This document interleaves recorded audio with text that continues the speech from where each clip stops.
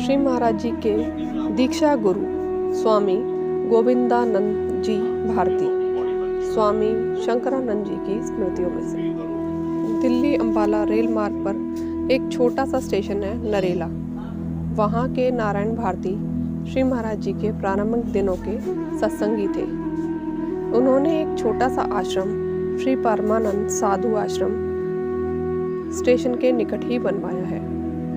ये नारायण महात्मा जींद आश्रम में मेरे प्रारंभिक दिनों में अर्थात स्वामी शंकरानंद जी के प्रारंभिक दिनों में यहाँ आए थे। प्राय 1 मास यहाँ ठहरे भी थे। श्री महाराज जी के संबंध में कथा वार्ता उनसे चला करती थी। तब उन्होंने मुझे बतलाया कि केरल के महान विरक्त उच्च कोटि के संत श्री गोविंदानंद भारती श्री महाराज जी के दीक्षा गुरु थे। श्री महाराज जी सन्यास की दीक्षा उनसे ही प्राप्त हुई थी।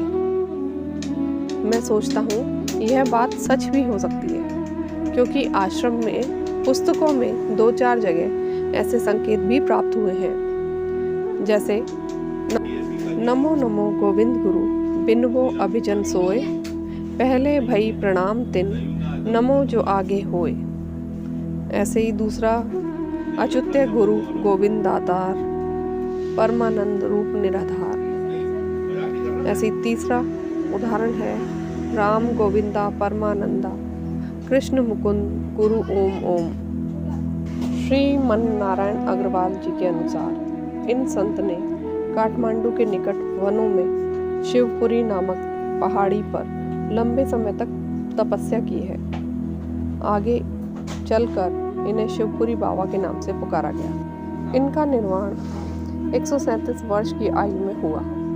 1963 में राष्ट्रपति राधा कृष्णन नेपाल जाने पर हवाई अड्डे से सीधे पहले शिवपुरी बाबा के आश्रम में गए थे, पर महाराज जी ने ऐसा स्पष्ट संकेत तो कभी नहीं दिया, ना ही उन्होंने भारती आदि शब्द को अपने नाम के आगे जोड़ा। यदि हम उनके नाम के आगे कुछ भी जोड़ा हुआ देखा है तो वो केवल सरस्वती है।